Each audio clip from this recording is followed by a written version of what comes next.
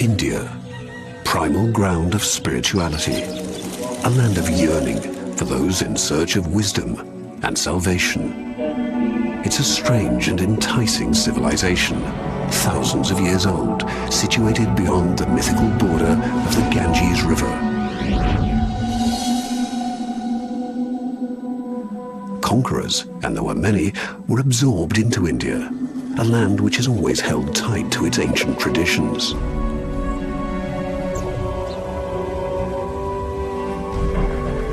According to age-old wisdom, this is paradise, the place where man discovers his true self.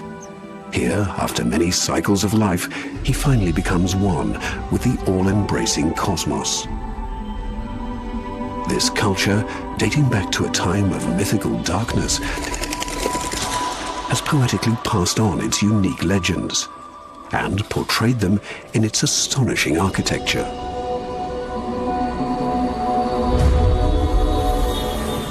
And like many travelers before us, we plunge into this world and fall victim to its fascination.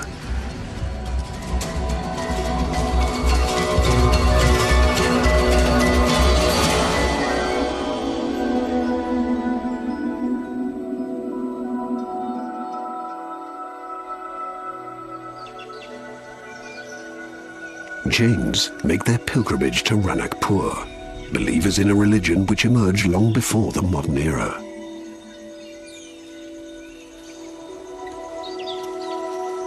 No gods are worshipped here, but instead Adinatha, one of the 24 mythical mediators between the material and the spiritual worlds, who were already blessed with salvation.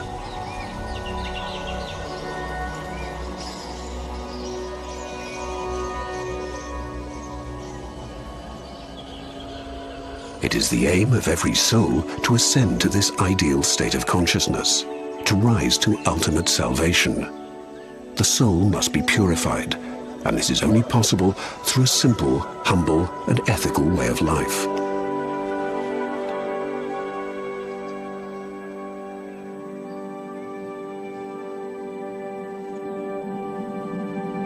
The center of the temple was built 500 years ago using cream-colored marble.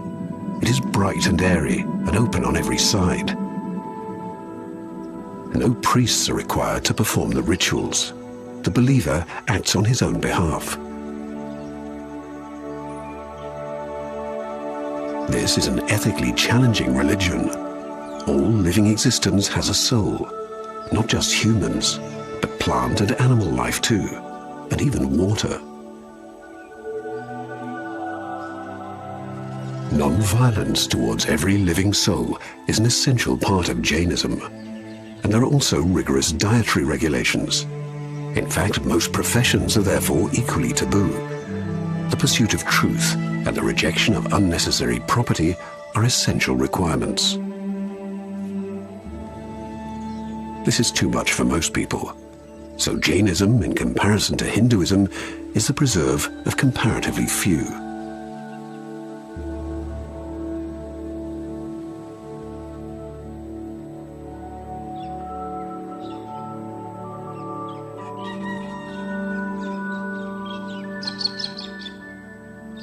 A small part of the temple precincts of Khajuraho have survived, only because they're situated off the beaten track. More than 1,000 years old, they're now on the UNESCO World Heritage List, part of mankind's cultural inheritance. Only 25 out of more than 80 temples which were once arranged around a lake have survived. Although they served many religious denominations, they demonstrate a striking similarity. These structures are numbered amongst the most famous temple landscapes in India.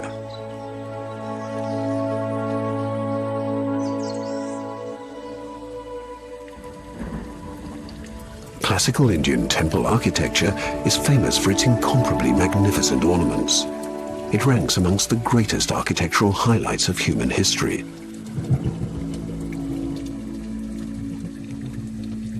But Khajuraho has become particularly famous for its unusually revealing portraits of human sexuality. The temples are richly decorated in this way, and the portrayals are completely unique in the world.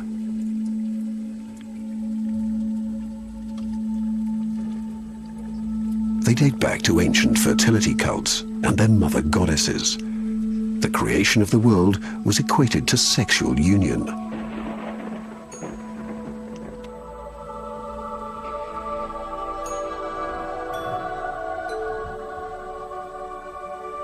This multifaceted pantheon of nymphs, gods and demons, contrary to first impressions, is an exceptionally lively and well-ordered rock-hewn world, in which every form of erotic opulence is present. Something which has always been a feature of Indian art, here reaches its apogee.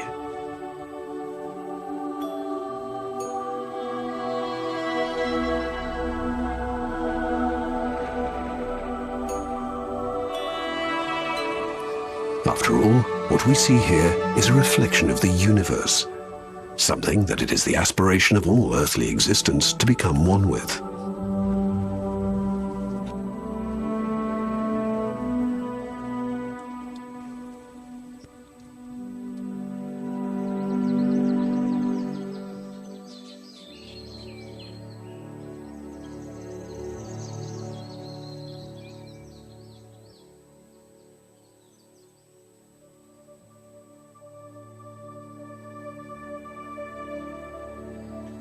The Taj Mahal belongs to a totally different intellectual world and is India's most famous monument.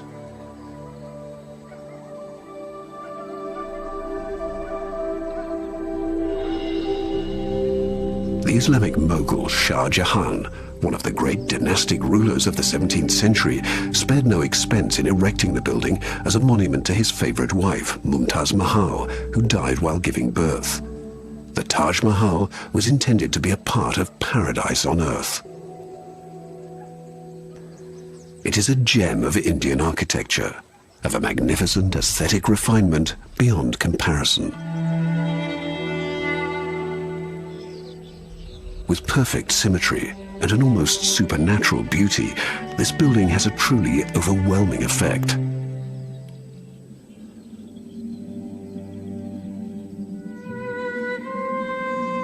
The ruler Shah Jahan spent the last years of his life held captive by his own son, but he was immortalized by the Taj Mahal, the monument dedicated to his great love, where he himself was eventually laid to rest.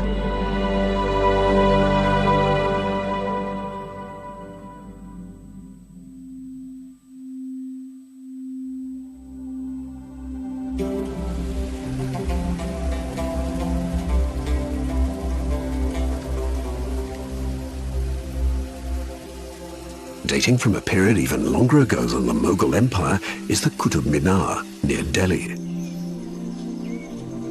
The name means axis of the world, and the tower is intended to cast God's shadow to the west and to the east.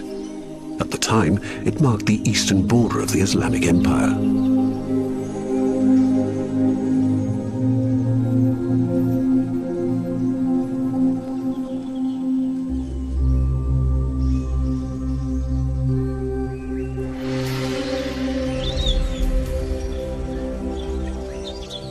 But nothing lasts forever. Today, only the tower, which once proclaimed the triumph of Islam, remains intact, despite being struck often by lightning over the centuries.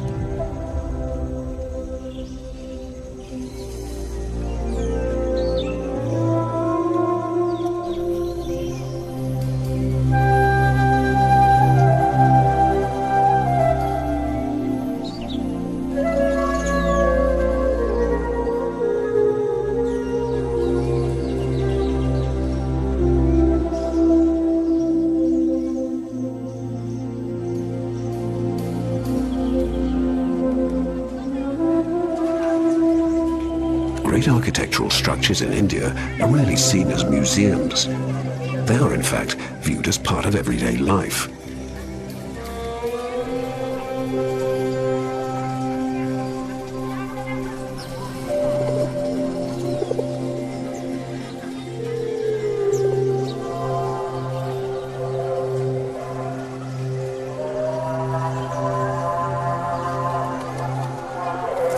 In the inner courtyard of India's largest mosque, the Jama Masjid, the believers wash before prayers.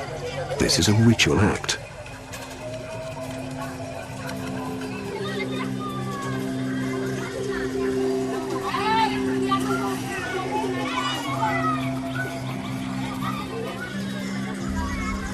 20,000 believers can be accommodated here.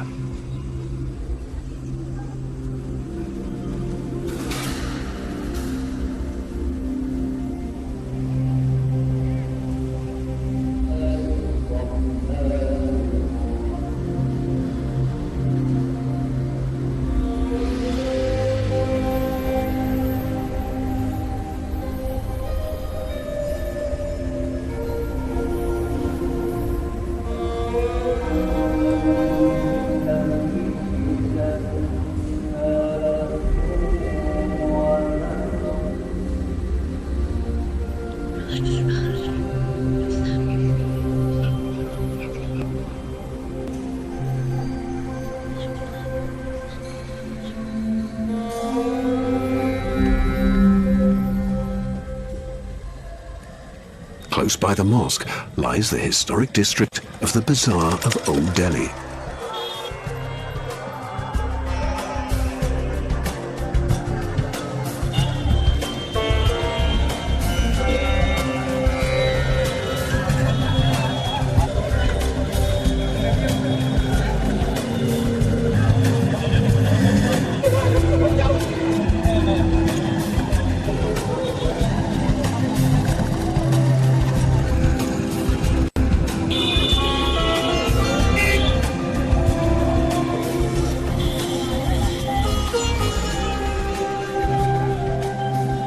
Food is still prepared in the same way as hundreds, maybe even thousands of years ago.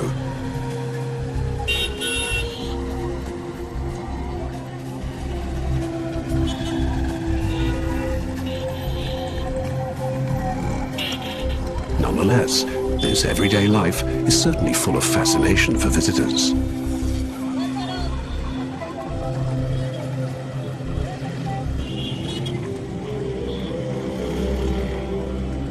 Jaipur is one of the most striking cities in northern India.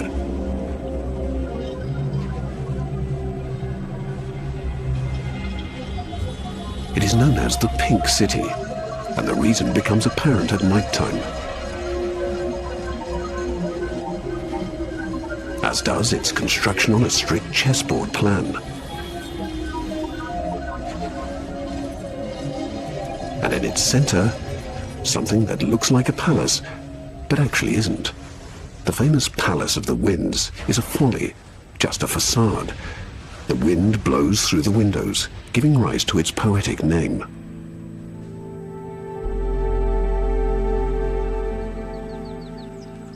In the middle of the lake lies a maison de plaisance, a summer residence erected by a prince. The impressive displays of splendor of Indian royalty are most apparent in Udaipur.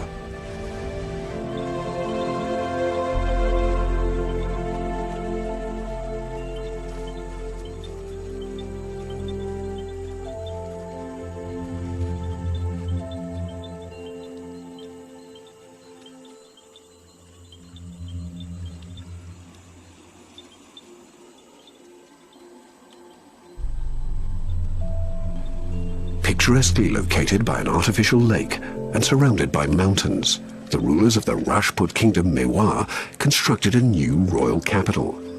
But it was only after the final defeat against Islamic invaders during a long period of peace that the city came into full bloom.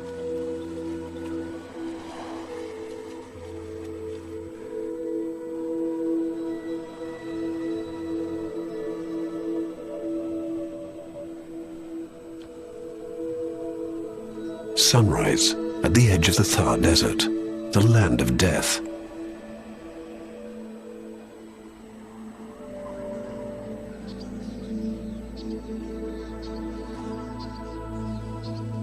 Even here there are cities, oases. Clans from Rajput escaped from the Islamic conquerors into this forbidding and remote country in the west of India and made it their home.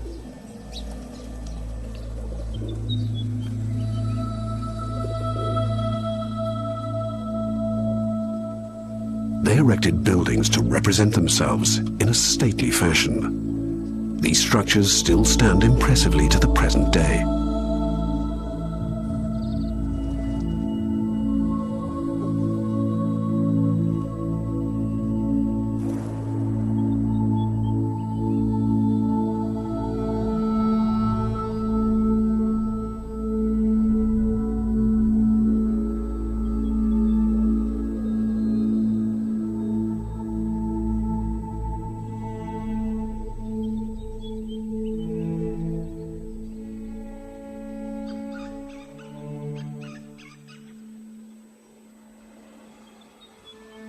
majestically enthroned on a red cliff, the fortress of Mehrangarh.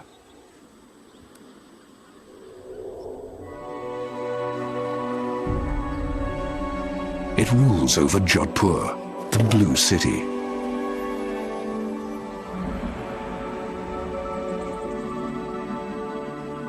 This palace took several centuries to build.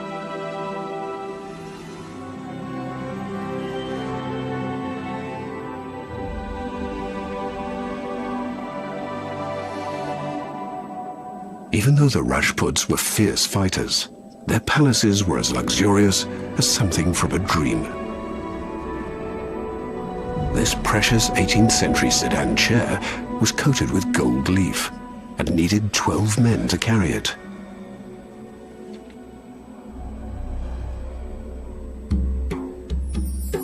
The contrast to the modern urban life of Jodhpur couldn't be more extreme.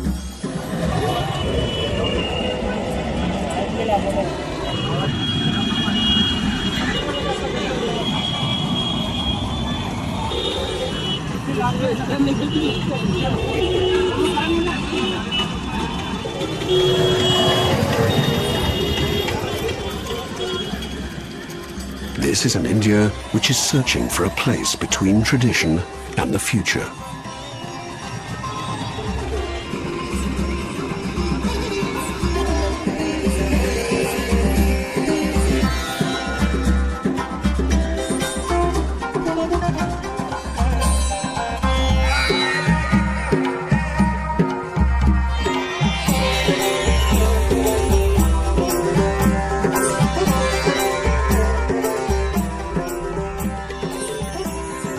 Entrance to the bazaar.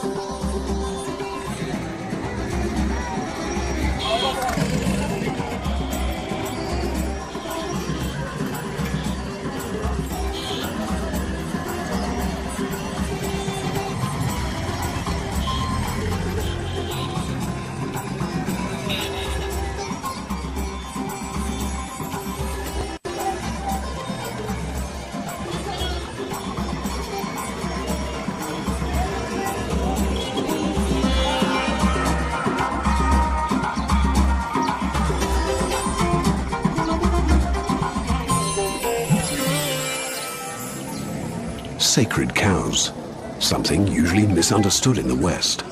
Cows are not sacred, but have to be respected as much as any other living creature.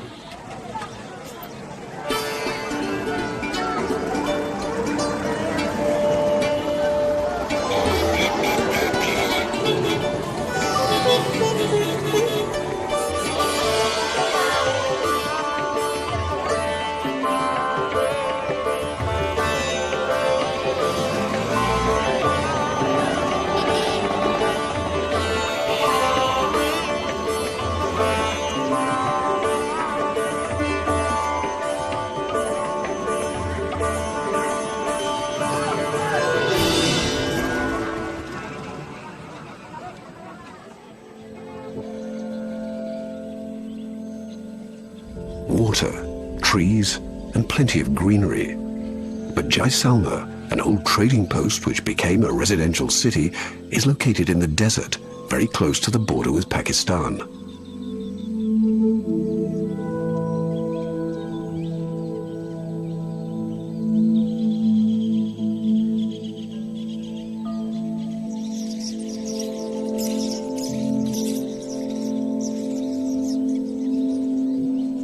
Islamic conquerors from Afghanistan invaded and ravaged India. Therefore, local rulers created new fiefdoms in the middle of this hostile environment, but ended up fighting each other, never finding peace. This played into the hands of their enemies and led to their eventual downfall.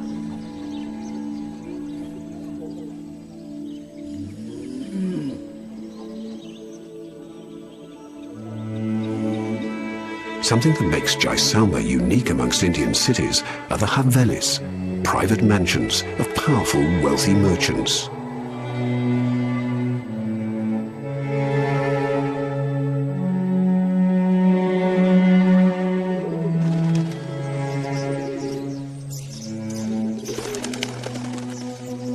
They're astonishing sculptural masterpieces, with finely carved and richly decorated bay windows and balconies. The lattices, columns, and capitals sculpted in stone, elevating these facades to the highest form of art.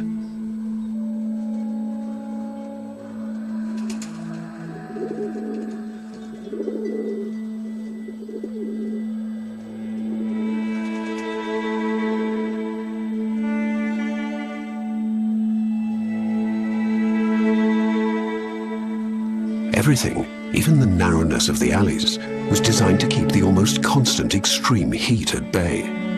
Every breeze was welcome. This was the pragmatic intention behind this elaborate structure.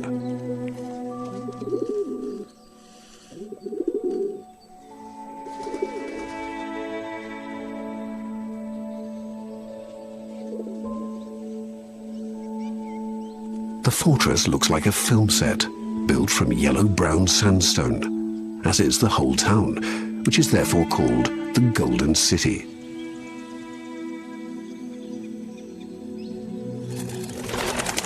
Temples of different denominations exist in the fortress too.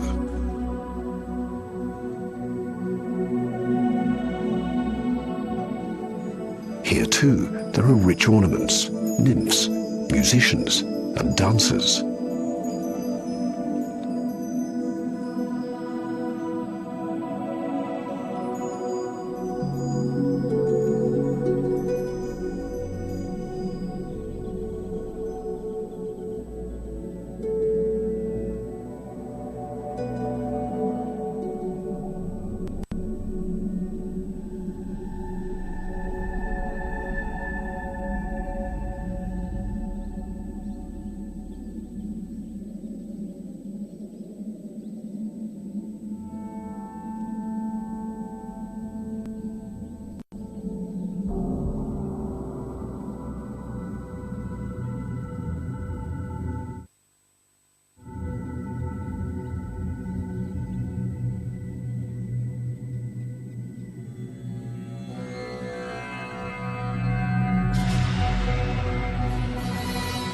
Side by side, the spiritual world and the secular reality of material existence.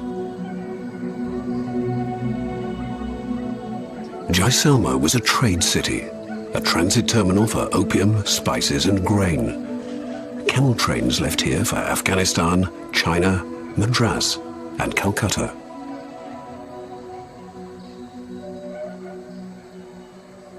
Jaisalmer is a place of trade even today, even if the golden days of the city have faded away into history.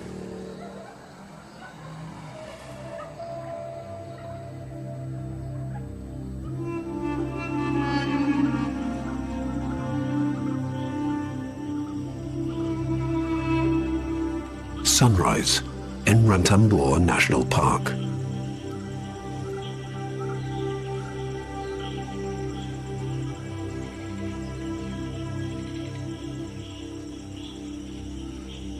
The fascination of India lies not just with its temples, castles, and palaces. Its landscapes and wildlife are also completely unique.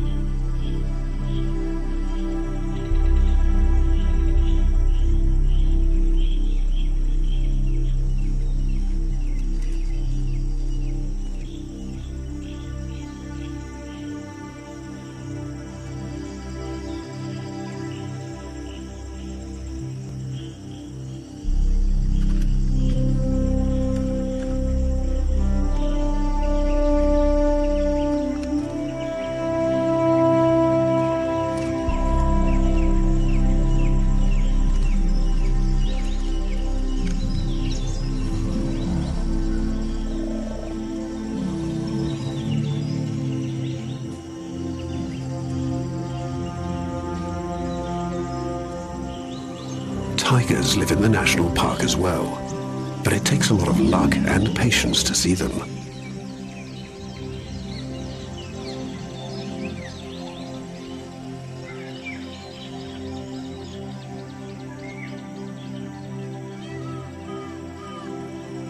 national park is an enclave where nature is left to its own resources.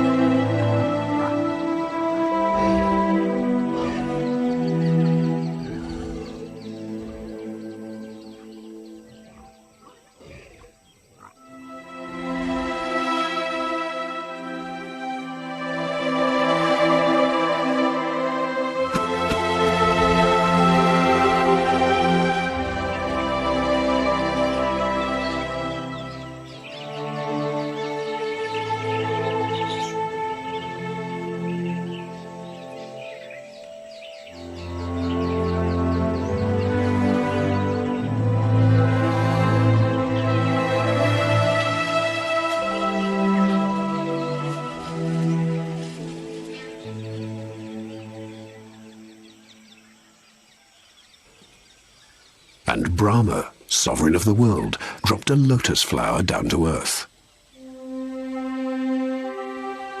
The flower sprang up 3 times and created 3 lakes, and so the world as we know it was formed.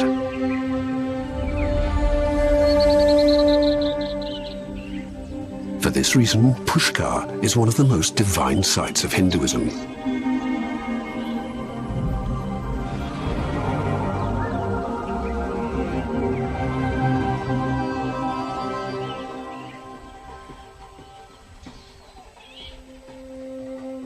This is actually mentioned in the legendary Mahabharata, the longest poem ever written, which contains over 200,000 individual lines of verse and is more than 2,000 years old. This epic remains the quintessential expression of Indian culture to the present day.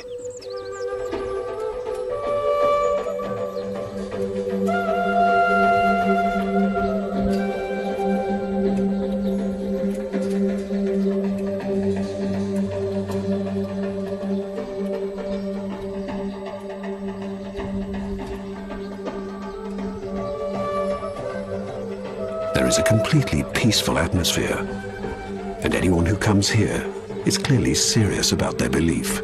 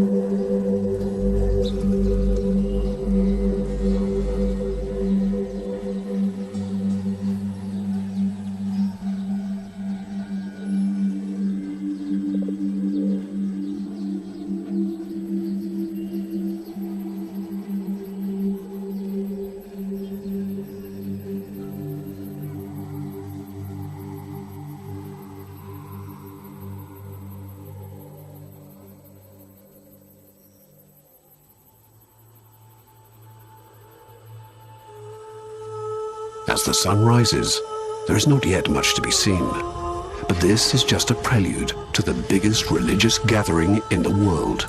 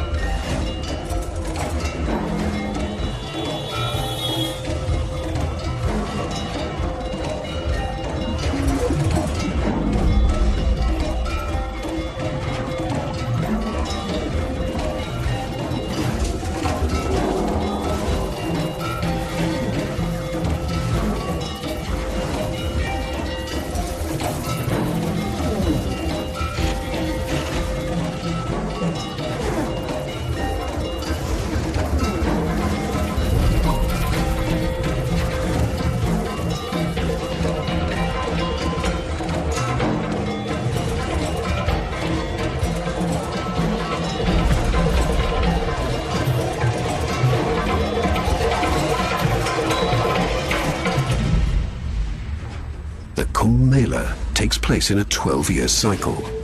Millions of people take a holy dip at the meeting place of the rivers Ganga, Yamuna, and the mythical underground Sarasvati.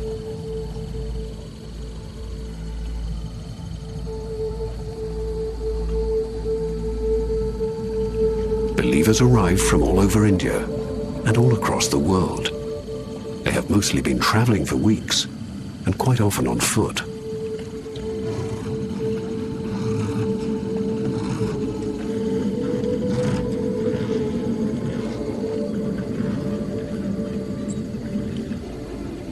It is every Hindu's wish, at least once in their life, to participate in this event, which is, without exception, the largest of its kind in the world.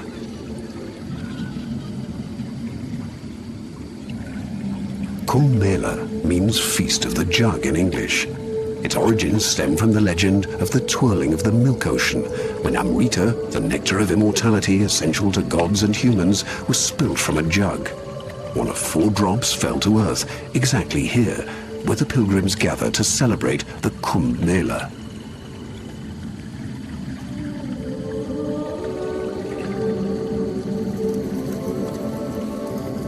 The Kumbh Mela takes 4 weeks, but one specific day is the most important. This is when a special alignment of the zodiacal position of Sun, Moon, and Jupiter takes place. And only then, Amrita turns into water.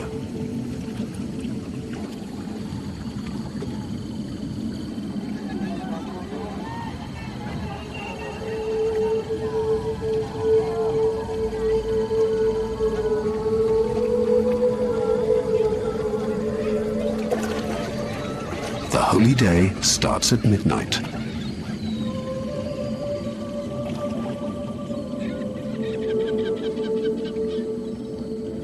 Those who plunge into the holy waters of the river Ganga exactly on this day and at this place will be much more effectively absolved of their sins.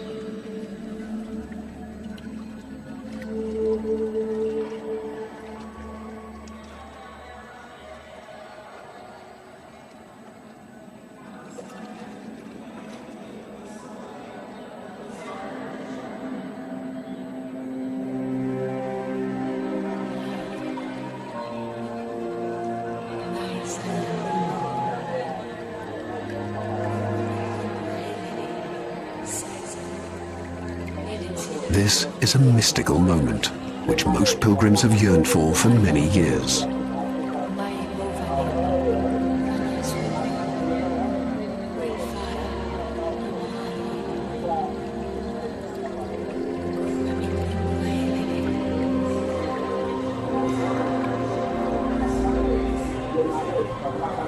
The Kumbh Mela represents the never-ending quest for knowledge and understanding, the passion for purity, for a higher form of spirituality.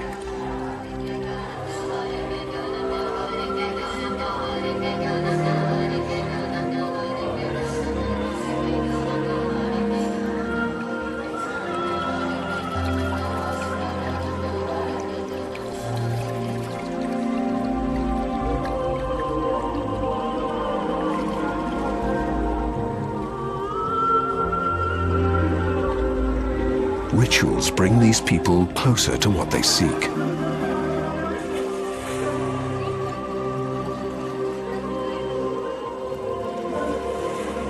And not least, the Kumbh Mela is a mystical communal experience which brings the pilgrims closer to one another.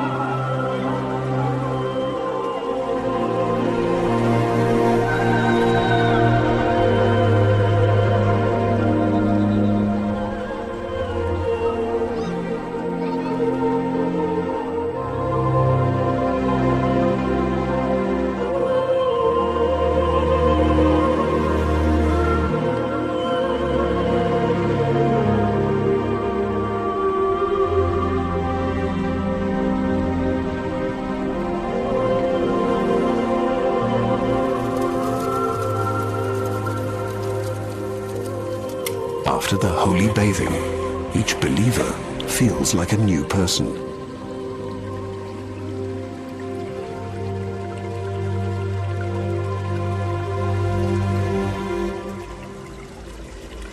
Through entering the water, every believer profoundly bonds with the goddess Ganga herself.